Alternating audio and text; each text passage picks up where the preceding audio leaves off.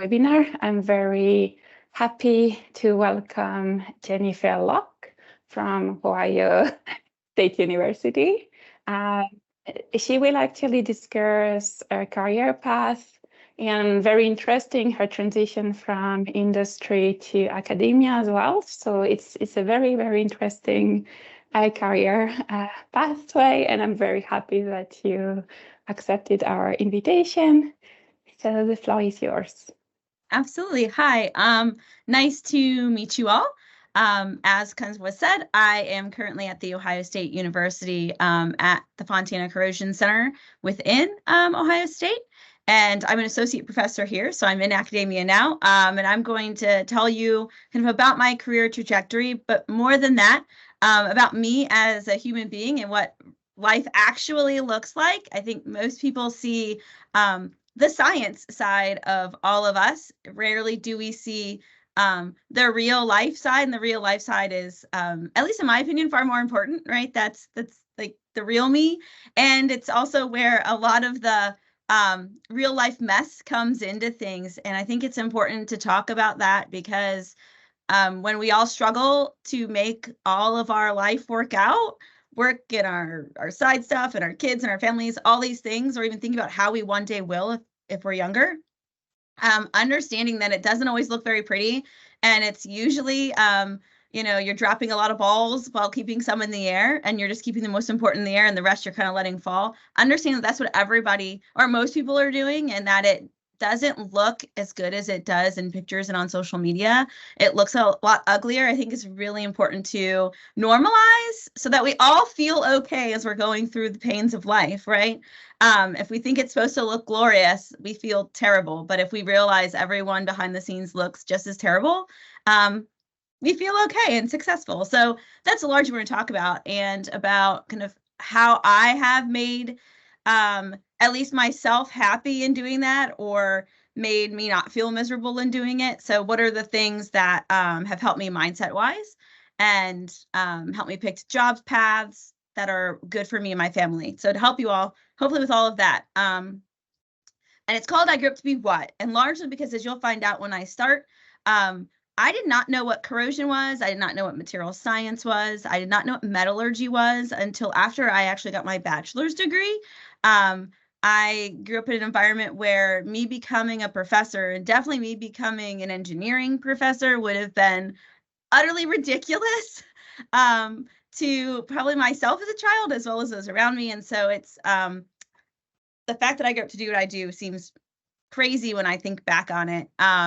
And it's okay if that's where you sit right now to think something would be crazy. You should still go after it if the opportunity presents itself. So for today, kind of the roadmap for our discussion. One is ask questions. Y'all can ask anything because this isn't geared towards me as a scientist or the science that I do. It's geared towards helping you all with decisions that you have going forward.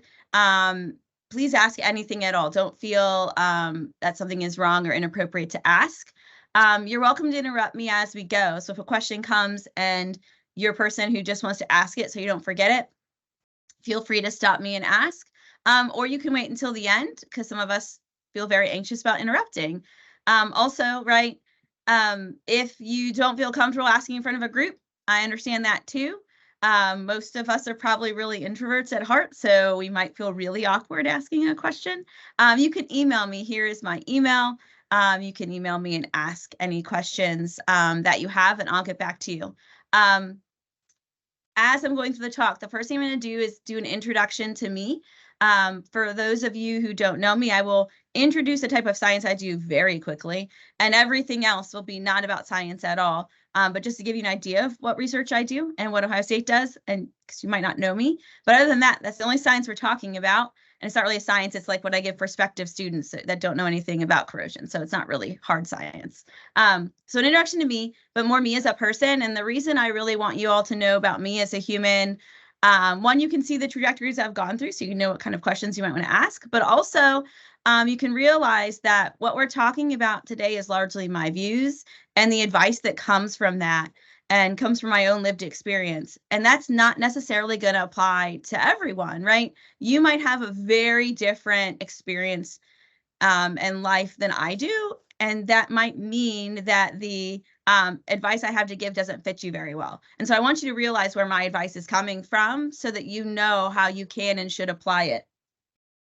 Then I'm going to tell you about things that I've learned and tools that I've gained for what I call living the juggle. Largely work-life balance I don't like because it's not a balance. Like the word balance to me gives me this mindset that you can have things be even and happy, and like it's never really balancing. You're usually juggling a lot of balls. Some of those balls are falling. Some of those balls are crying, right? Like I have a kid on the hallway right now that's not thrilled that mommy's not looking at him. And oh, yeah. Oh, do it a hug? Yeah, we got someone that's upset, right? So I mean, you're juggling, and it's not always pretty. In fact, most of the time it's not pretty at all. And so there are tools to do that. You come here, buddy. Come here. It's okay.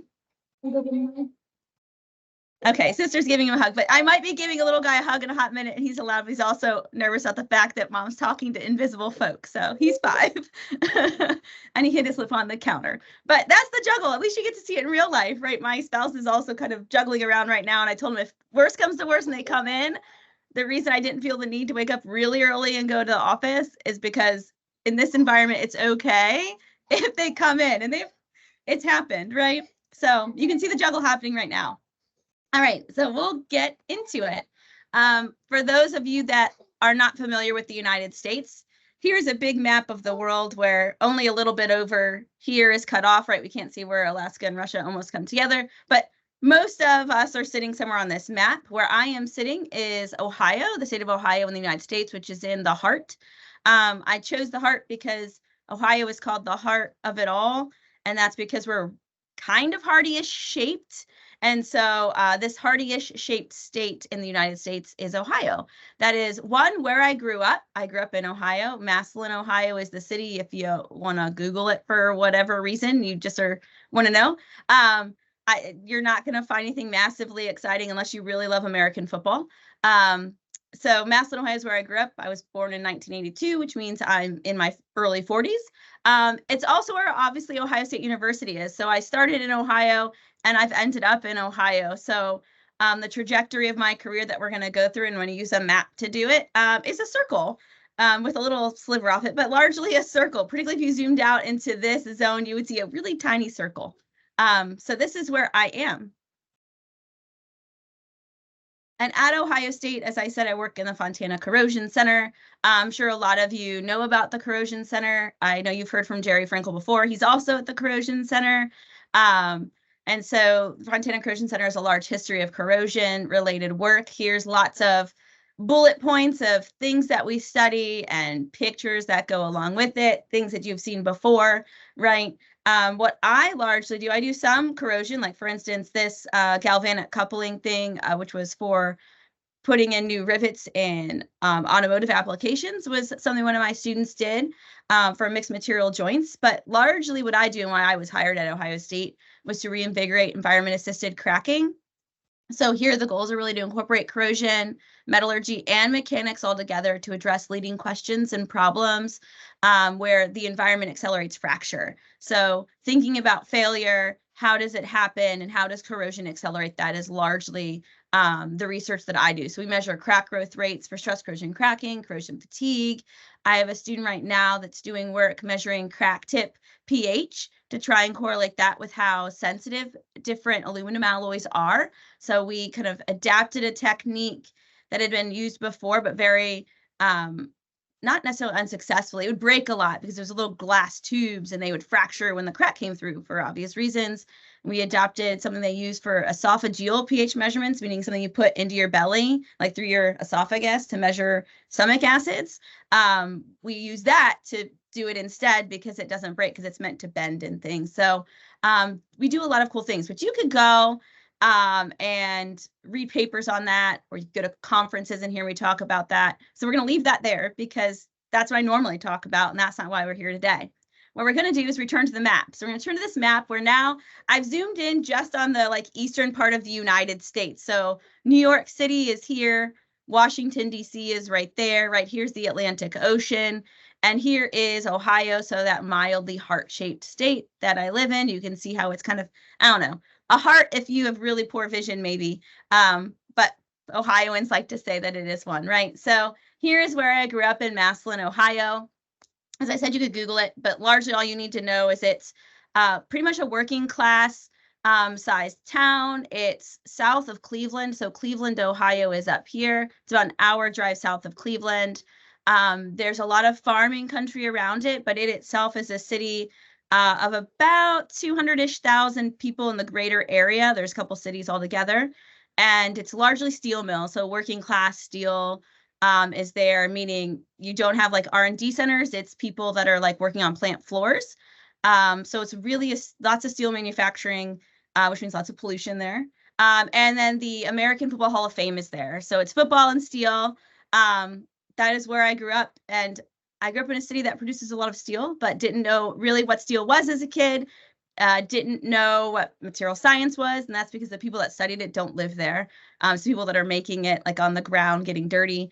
And also little girls didn't really learn about it, right? It's an American football culture. So girls did kind of one thing and boys did other things. So I grew up there, and then I went to college at a place called Wittenberg University, which is in Springfield, Ohio. It's this white dot here. So it's about a 3-hour drive from where I grew up.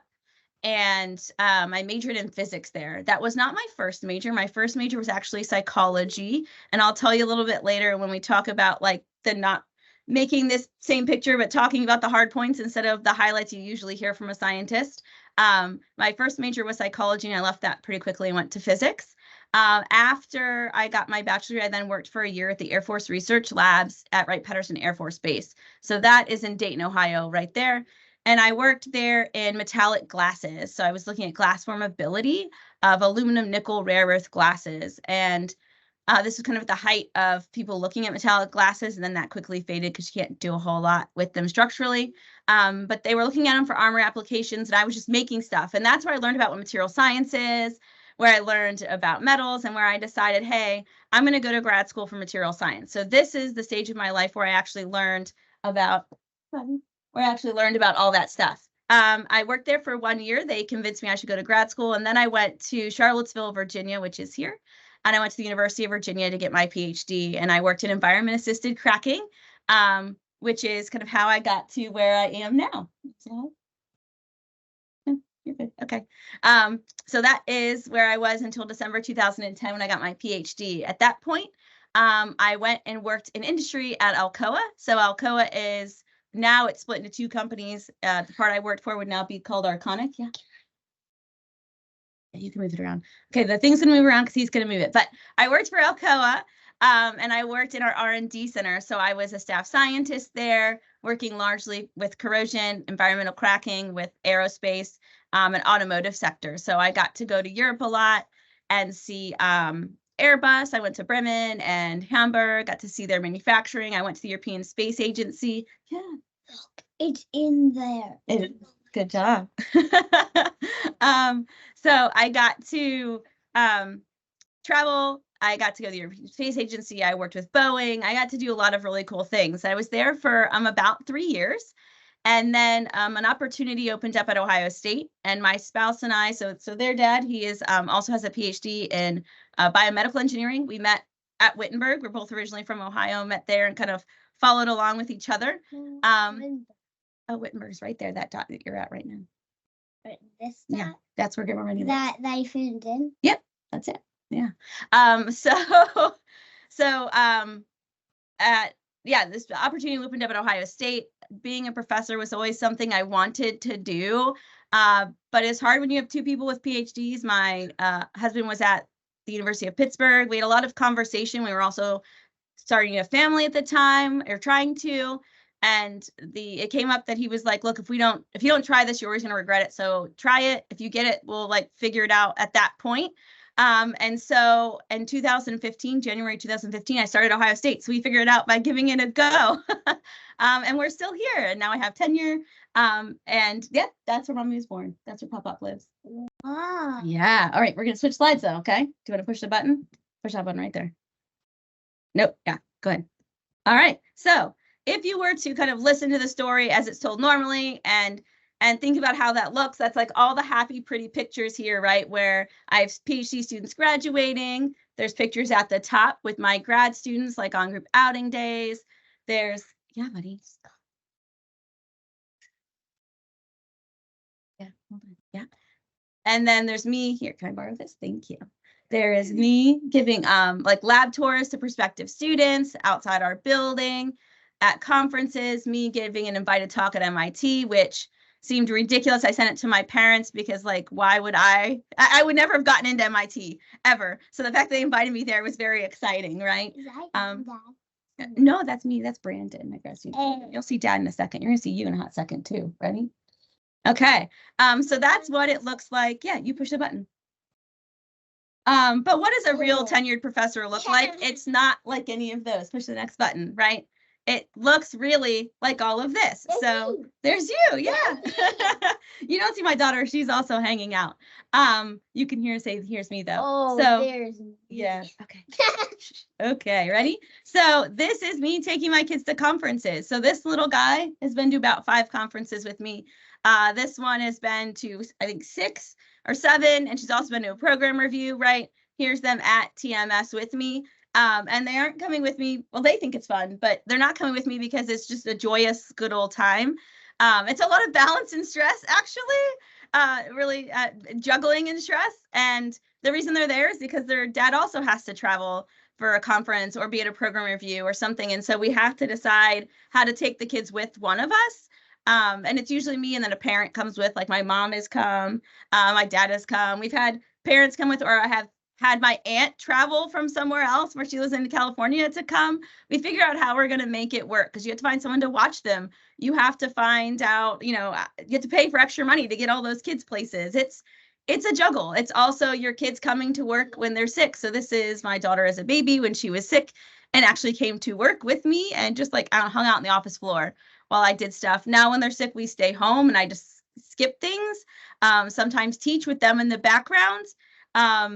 Right. And then it's them going to daycare. Right. So in the US, kids usually start daycare a lot earlier than in some countries, in most countries, actually.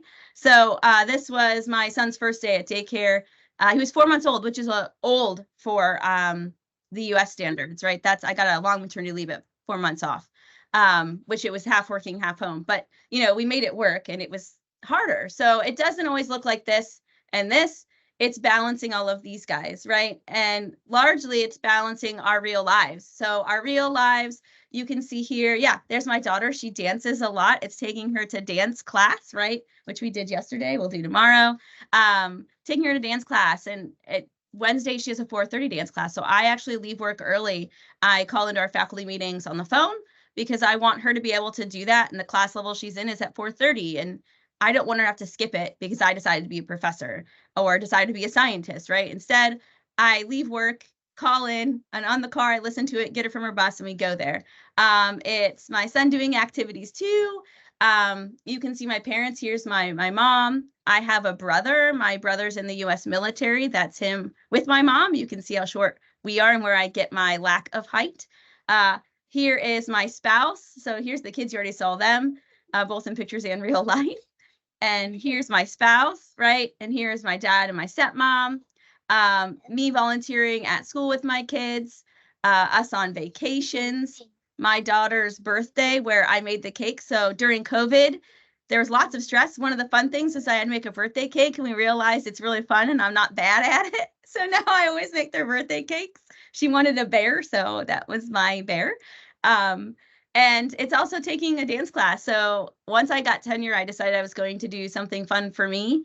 And during one of my daughter's dance classes, there's an adult hip hop class for people who don't necessarily dance. I dance for fun, but I was never a real dancer.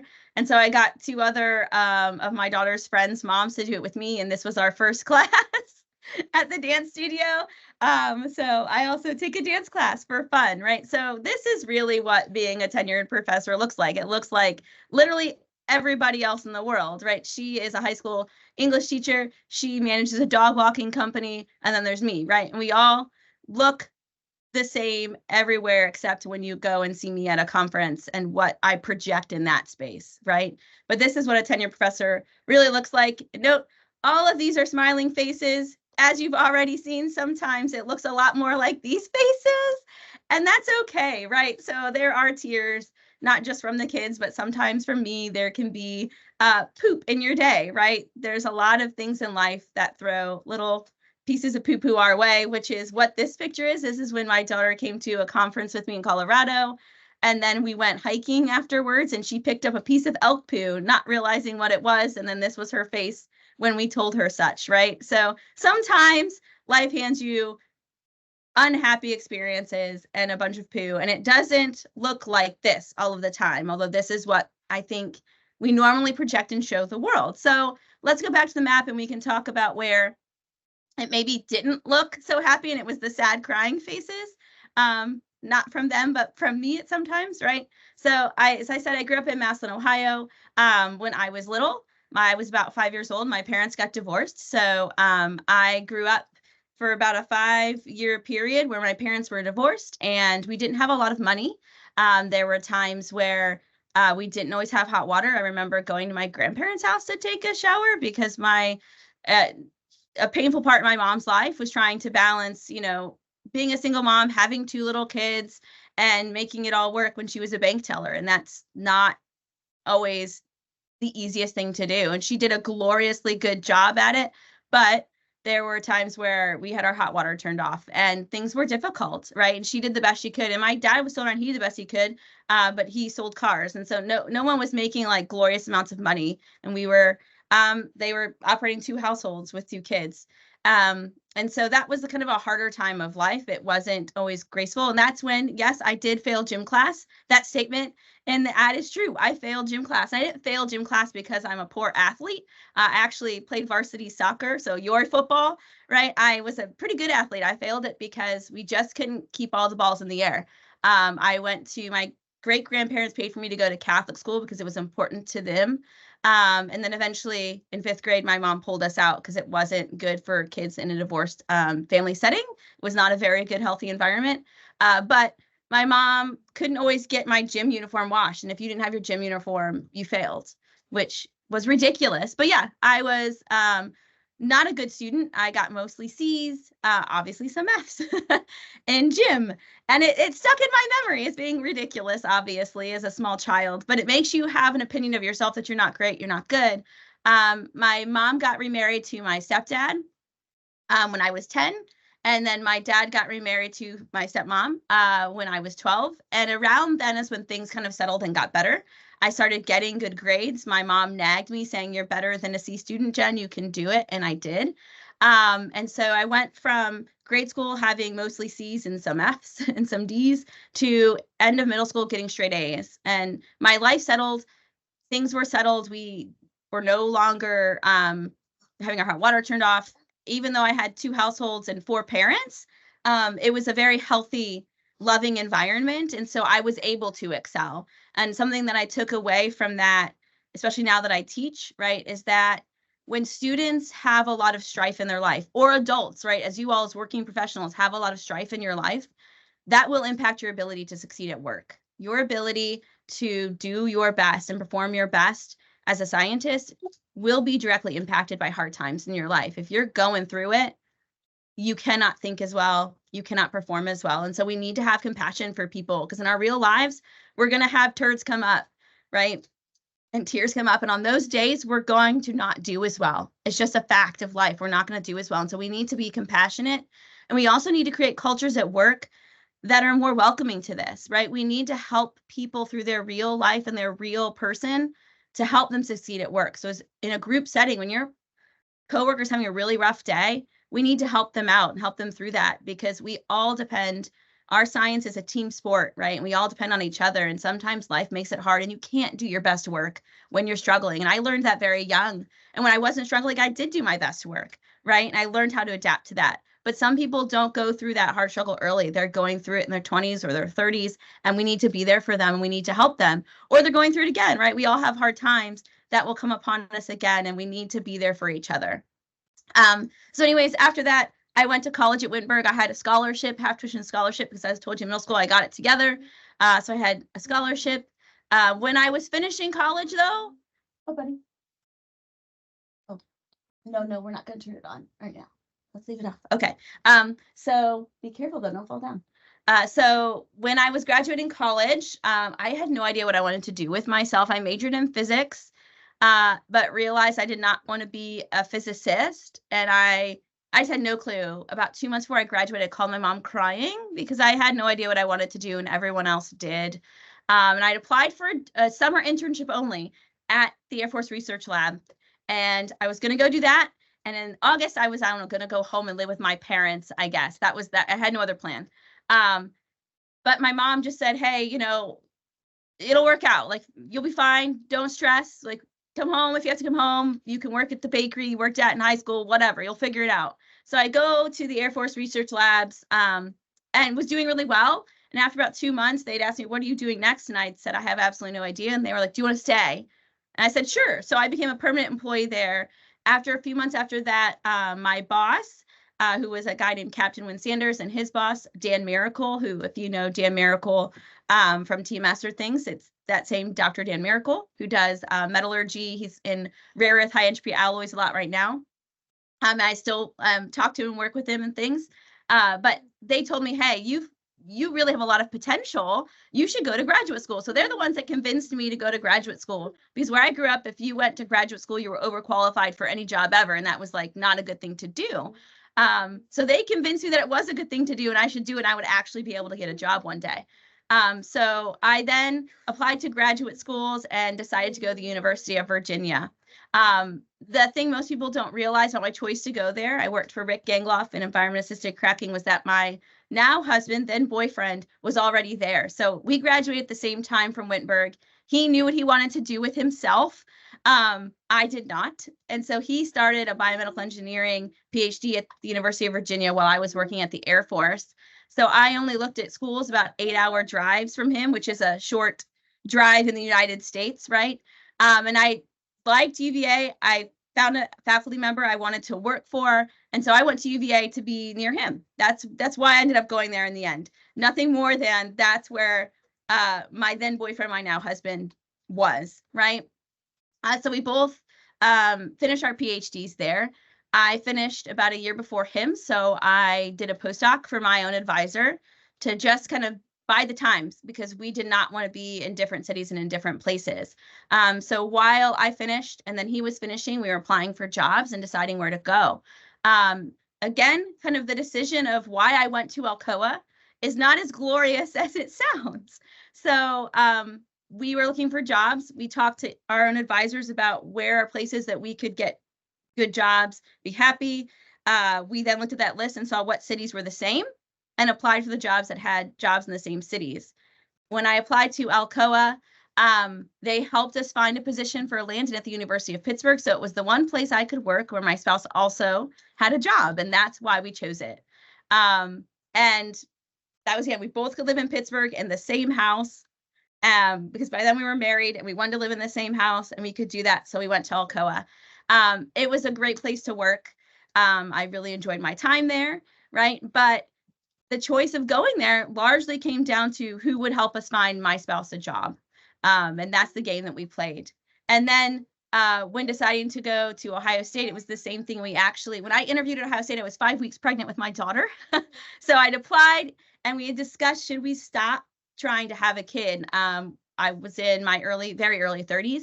And we said, no, like, what if I don't even get a job? And then we wait, that would be silly. And then when we got the opportunity to interview, I was newly pregnant, and should I stop? Should I not go through with this process? And the answer was for us, no. Like, if we don't give it a go, we could regret it. And we thought about stopping trying to have a kid when I was applying, and the answer there was no too, because what if I didn't get the job, or what if I did get the job and then waited until after I got tenure to try? And then I realized I was too old and couldn't have kids anymore, but I could have before. And we didn't want those regrets. So we just decided to do the things that we knew were right for us, but didn't necessarily fit with what the advice we were given, right? People say, don't have a baby, get a new job, and move at the same time. And we did all of those things in 3 months, right? So I got the job offer and I was, 5 months pregnant. And I told them then, I said, well, I can't start in September because I'm going to have a baby in September. So I need to start later than that. And they were like, okay. Which, I mean, what else are they going to say? They could say, you're not going to get the job. And I'm like, fine, I'm happy at Alcoa. I'll stay there anywho. That was my mindset, right? Like, I wanted to have a kid. We wanted to have a kid. We're going to do this thing. So I put off my start date till January. We had my daughter, had a couple months off work. Then we moved in December of 2014 to Columbus. And I started on January, single digit number, whatever, 5 or something. I can't remember the exact day, right? But in early January, that first week of January, we started our jobs. My daughter started daycare and we gave this thing a go. And honestly, it wasn't so bad. Like, all those things at one time is stressful, but having a kid, like, is a literal bomb in your life. Everything changes. So why not just change everything too? And it also helped my mindset a lot for tenure because I had far more important things to worry about than getting tenure. I had a little human being's life. So all of that, of what it really looked like to go through this, the big takeaway for me and for you is be open to opportunities that come your way, even if they're not what you're thinking, right? So me going to the University of Virginia, I could have looked at that as, where am I going to go to do like the best science, which I would have probably stayed in metallic glasses if I'd have done that, which now is not a well-funded area at all, right? Instead, I went to where I thought I'd be happy as a human in a holistic sense. It's where Landon was, the advisor I would really like working for, because I got along well with him, at least in our interactions at that point. And we did get along well the whole time, right? But I went to a place where I thought I was going to be happy instead of a place where I thought the coolest science was being done. And that's kind of how I've pushed through everything, is where am I going to be a happy human? Because if I'm a happy human, I'm more likely to be a successful human. So basically, like, don't be afraid of not having a full life plan. Don't be afraid of changing your life, right? So I started a job as a professor 3 months after I had a kid, 3.5 months after I had a baby, right? And I also had to move cities to do it. And it was crazy, but it's worked out, honestly, fairly well, right? You can see the juggle, and sometimes it's not beautiful, but it works out, right? And then stay rooted in your priorities, because that's what I'm going to talk to you about next, is that having your priorities, knowing what they are, and making your decisions based on those actually helps you so that you don't go wrong. Or at least if things go wrong, you don't regret it, because that's the most important thing. Things are never going to go according to your plan, but when they go awry on you, at least you're okay with the choice you made. And that's kind of the goal. And the way I do that is by having priorities that I stay rooted in. Okay, so basically, right, sometimes you get handed a big pile of poo in your day and you're really angry. Or you get totally rained on and soaked because you thought it was safe to walk and it's, the spring, and it's obviously not. And how do you turn all of these experiences into pretending to be a duck and having a good time instead of crying because you're soaking wet? That's what we're gonna do. We regretted walking in the rain, and then we decided to be ducks, and it was fun. That's what we tried. Exactly. So the way that I do this and how I traveled kind of this road successfully, how I've worked in industry, as well as in academia, and AFRL is a government research lab, how I've been successful at all of those, as well as happy, honestly, in all of those positions, is really with this mindset that I am the person and you are your person who decides what success is and what it means, right? There are lots of metrics for success. Most of those in academia and in science don't look like a mom with 2 kids and a spouse who also is a professor. That is never how it looks, right? In academia, it's usually a professor with stay-at-home wife, right? And obviously I am the wife and I don't stay at home. Right now I'm home, but I don't stay at home rearing my children necessarily. They go to school, they have their things, I have my things. And so what success looks like from what one would picture by traditional metrics is not something I can judge myself on, because if I tried to judge myself that way, I would feel pretty bad. I do like it. Thank you. Here, he drew a picture for us. But the traditional metrics of success, I would feel pretty miserable a lot of the time, right? Kids came in and crashed in, and bye, CP. Have a good day. Oh, you have lips on you. I'm sorry. Oh. Yeah. I left lips on my child. So anywho, traditional metrics of success, even for today, right? A meeting being interrupted, it could go really rough on us. Or the fact that, right, they interrupted and my husband could get upset. Like, he knows it's okay. It happens. It happens when I'm watching them and he's on a call, right? It happens and it's okay. So we have our own metrics for success. Make your metrics, and it's okay to not utilize those of others, because you are your own person and you should be the determiner of what success in your life looks like for you. So if I had let others define success and guide me, I actually would not be where I am today. So I was told growing up that going to grad school would make me overqualified for a job. So I wouldn't have gone if I'd done what some people had told me, right? While the people at AFRL were like, you should do this, you should go to grad school, other folks in my life thought I might be overqualified. I also was told when my husband and I wanted to start having children that I should prioritize his career and I shouldn't go to Ohio State and prioritize mine because I'm going to be a mom. There's a lot of stages in my career where other people's ideas of what success should look like would have stopped me. And I am just kind of stubborn and tenacious in real life. And I am that way all of the time, probably much to my mom's dismay as a small child. But I don't let them define me. If I think I'm going to try to do something and my spouse is okay with it too, we're going to do it regardless of what traditional success says. And that's what I would recommend for you. Don't let other people define what's right for you. You know, you're the only person who knows what's going to make you happy and fulfilled. And just go off of it, because other people's definitions are for them. They're not for you. So how do I define success? If I didn't go by what folks told me to do, what did I go by? So the thing that I did and that I'd recommend for you is to think on big priorities for your life and rank them. Quite honestly, rank them. So what are your big priorities? And don't forget things yet to come, right? So I had to have in my priority plan before I had kids the fact that I wanted to have them. And that helped me decide when I needed or wanted to start trying to have kids and whether or not I should stop trying when I was applying for a job in academia. And I decided, no, I'm not going to stop trying. We're going to keep going this path, regardless of where this potential job takes me, right? So think on your priorities, and don't forget the priorities of what you want to do one day, and then rank them. So for me, my priorities are my kids and my spouse, right? Their growth, their health, and their happiness. That's number one. I didn't have kids to then ignore them. I had them because I want them in my life and I want to enrich their lives. And so that's number one. And obviously my spouse too, because otherwise, I grew up where my parents got divorced. It's hard for kids and it's also hard for adults. Like, it was very hard for my parents. I don't want to have to go through that. So I want to make sure that I keep my marriage strong too. After that, it's my extended family, my parents, my brother, my in-laws, and my friends. So for instance, tomorrow and the following Monday, the reason why the talk's today is that tomorrow and Monday, my kids don't have school and we're going to see my dad because he has cancer. He's not doing great. I'm taking off work and we're going to see my parents. After that, it's kind of my moral and my ethical values. We aren't necessarily adherent to a specific religion. In fact, my husband and I grew up in different faiths, but we do have like ethical values of how we treat people and how people should be treated, and staying rooted in that. And then it's my career, right? That comes in as number 4. It's not 1, 2, or 3. It's number 4. For some people, their careers are number 1. For some people, their faiths are number 1. And that's okay, right? Because for everyone, this list is different. But knowing your list really helps you. And it helps you because, for instance, when I was going through the tenure process, some people are very stressed out. I was less so. In my mindset, it was, I would love to get tenure one day, right? That would be fabulous.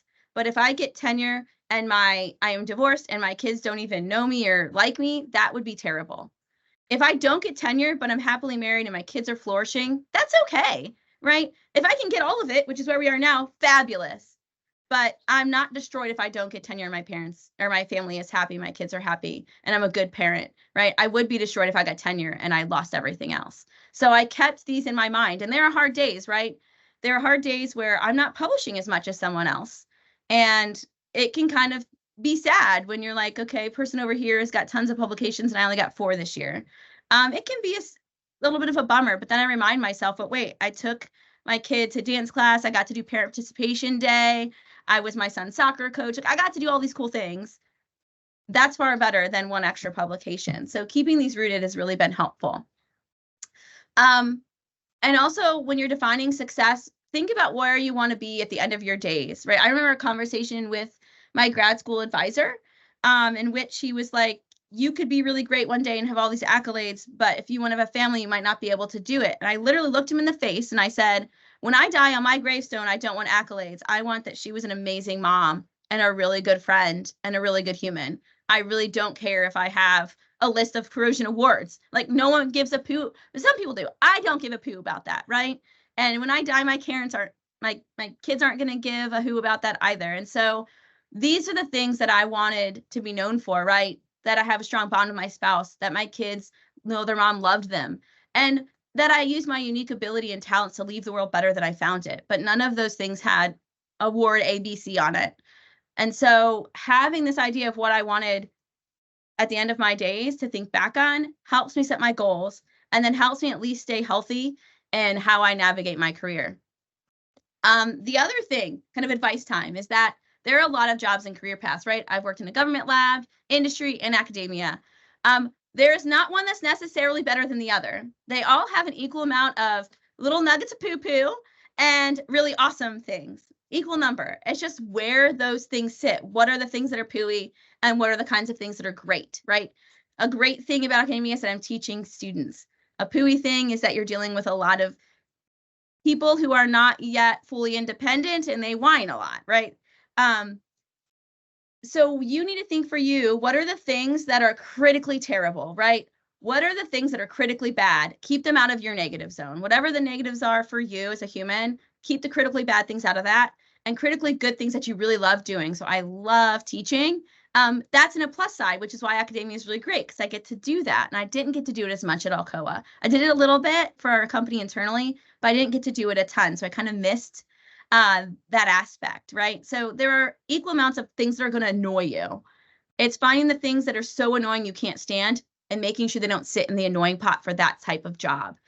The other thing is that each sector you could work in, industry, academia, there are certain academic institutions that are going to fit you and certain that won't. There are certain industry jobs that'll fit you and some that won't, depending on company policies.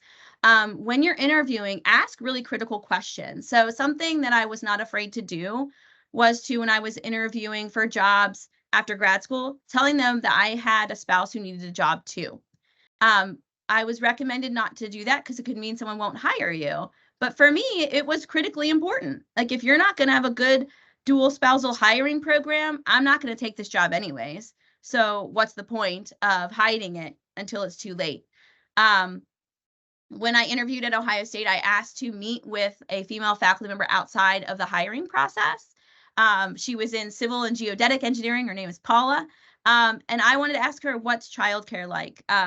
What kind of policies are here to protect you after you have a child? Like, I wanted to ask all these questions because I wanted to make sure the place I was going to go was going to fit me and my priorities. And if it meant that Paula did not go back and tell the department, but she could have, and then they decided, wait, she's going to have kids, we can't hire her, then so be it, right? So be it if that's how you're going to make a decision, because that place won't fit me in the end. Have a mindset that you're interviewing them too, right? It might be your dream job, but think about if your top priority doesn't fit with them, that dream job's not going to be so dreamy in real life, right? And so don't be afraid.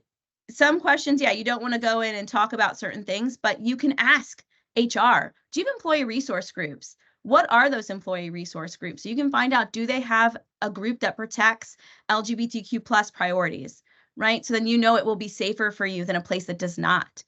Do you have a women's resource group? Do you have a Hispanic resource? Like, ask HR different questions to find out what company policies are, protections are, and if there are groupings of people that help with those protections, because you want to make sure that you can be a happy person. Because if you're going to be successful, and if you want to change jobs, your company doesn't fit you, you still need to be successful to get that next job. If you want to do that, ask the critical questions when you're interviewing to help yourself find a job that's going to fit you as a holistic human being, not just your science. That's something that I did, and I'm very glad that I always did that. I had a mentor when I was in grad school who she's now a vice provost at a different university, George Washington University. And she told me, by the way, I found her out, she's in a different department, but I wanted a woman with kids that was a professor. And I was told by some folks in my department, you don't need to talk to a woman because what would she give you that someone else wouldn't? And in my mind, it was, she'll give me advice that's sage to me because I have different needs. Like, you're not a mom. I want to talk to a mom. And Rob Kelly was great and found me a mom to go talk to because he knew I needed someone that looked a little more like me. But she told me, try for those big, hard things. And if it doesn't work out, it doesn't mean you aren't good. It doesn't mean that you aren't successful. It just meant that that job didn't fit you as an individual. So if things don't work out for you, don't let it be about you. It just meant it wasn't a good fit. You are still good. You are still capable.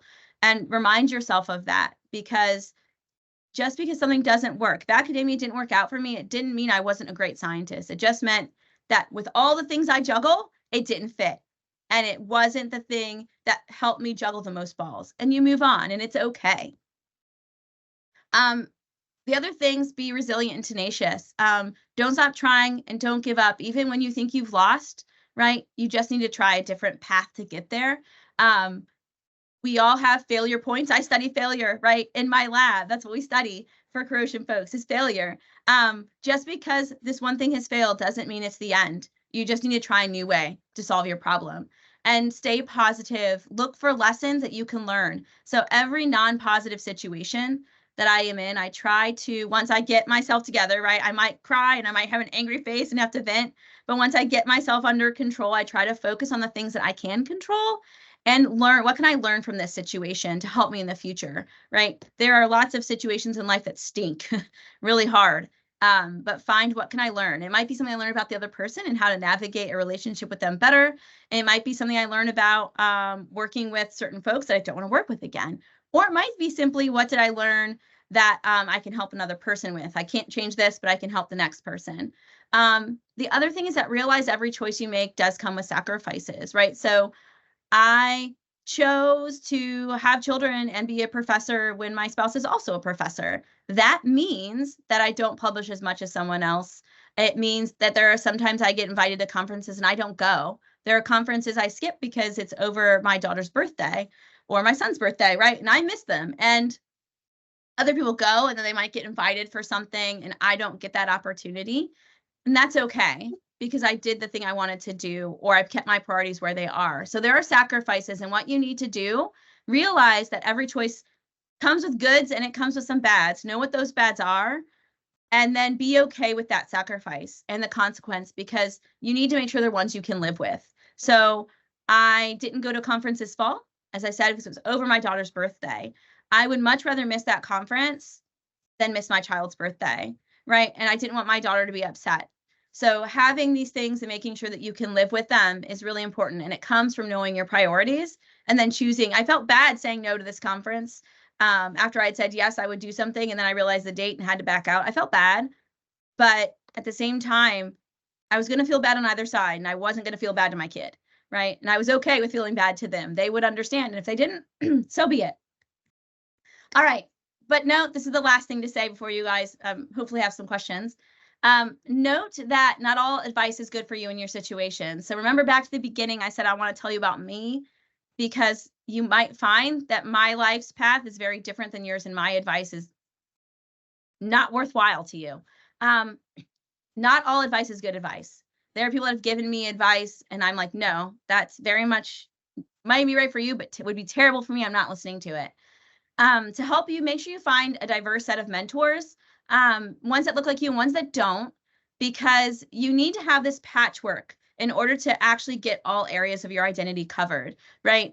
There are some women who are moms that know a lot about certain things from me, but there are some guys that can give me great advice because they grew up with parents more like mine, right? You don't need everyone to look like you, and you don't want that, because different people are going to have different pieces of advice that fit you and yourself better or worse. So know yourself and give yourself a diverse set of mentors to give you advice. So you can find, they're all going to have a different opinion. Find the one that matches you the best. And if you know yourself, you can say, I appreciate your advice and I don't have to use it and take it. I've had advice where I've decided not to take it at all. And it's okay to do that because you know you best. So with that, you can ask me any questions that you all have. And thanks for listening to me and for entertaining the extras. The school bus has come, which is why it's really quiet now. They're all gone. But thanks for entertaining the extras. And you, at least, I don't know, you got to see real life. and it's full. So, and it worked out. It's fine, right? So yeah, thanks for having me. Any questions, please go ahead. Thank you so much. It was super, super nice. I really liked it. In particular because you show what it is to juggle and so on, and as well that sometimes the choice that we make are not necessarily just what's the best for the career, but what's the best for us. So it was very nice. Does anyone have questions? So please just unmute yourself and just ask.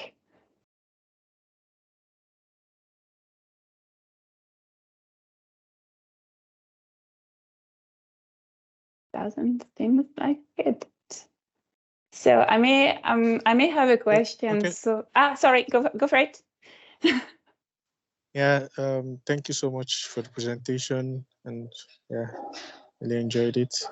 I want to ask a question about probably if you have advice for people planning to move from one continent to another, probably moving from, let's say, Europe to North America and vice versa.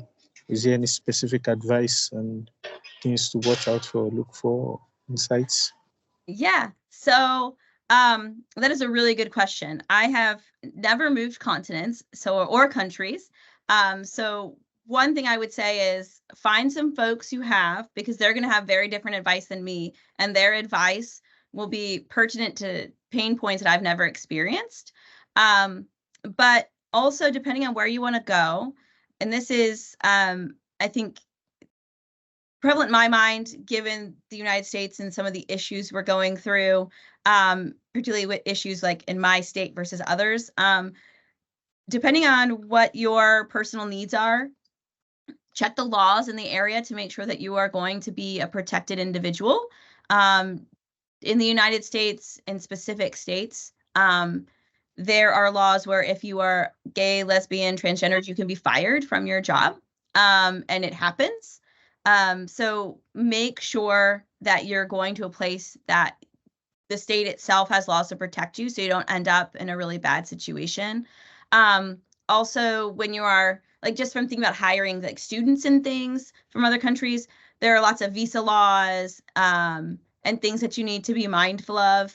Talking to people who have made that transition is really important. The other thing I'd say, so one, you might be looking to go to another country, and you might be looking specifically at different work areas. Talk to folks in those areas about what it's really like. So if you're thinking about going to grad school, or maybe you're thinking about a job at a company in the US, ask to talk to people that you would work with and ask them very straightforward, important questions for you. What's this person like to work for? What's the company like to work for? You can ask very open-ended questions and get very answers that will actually answer the real question you want to ask, right? You might not want to say, what's it like for a transgendered individual at your company, right? But if you say, what's it like to work there for people of different types of identities, depending on the answer that evolves, ask a very open-ended question. You will get a lot of information that will give you the clues for what places are really like. And so ask lots of questions, and then find someone who's actually gone through that transition from the exact country that you want to go to. It might not be from your country if you can find them, but to the other country, at least, to know what's the immigration process like, what's it like to move, what's it like to actually go through that transition culturally, because there's a lot of cultural differences you might have to interact with, right? Ask them about that, and then in the local environment as well, because most countries are not homogeneous, right? They have pockets that are different than others. So in that local culture, find out what the culture's like, particularly of people who are from cultures like yours, to make sure you'll be happy there. Thank you. I have another question if no one else has. What is the thing that you miss from Alcoa when you move from the private sector to academia? I know that basically, I was taught like this as well as a PhD student. Sometimes it's seen as a failure, or at least it was, to go to industry, but I think you really nicely show that it's really not the case, and it's just a state of mind that we have. So now that you're back to academia, what is it that you miss from, for instance, Alcoa? That's a great question. So I think two things are like top of mind. One, I miss the fact that at Alcoa I had a boss to go to when I left there, I was work committed at 200% of my time, which obviously means I'm not getting everything done, right? There were literal to-do lists where things would never get to done. And I could go to my direct supervisor. Her name was Lynn Carabin. And I loved her. She was one of like the best supervisors ever. I could go to her and lay out the list. And here's the customer. What am I not going to do? Like, help me choose. There was somebody who could help me choose who I was going to disappoint. In academia, I choose who I disappoint. And it makes it really hard because I have to make those choices. And I can be really bad at saying no. And I had someone to protect me, to say no for me. And I had someone to tell me who to upset. Now I am that person. So I'm the person that gets the flack. I'm the person to blame. I do really miss having that person above me to help guide me and make some decisions for me. Now I'm the sole decision maker, and that can be hard and weighty.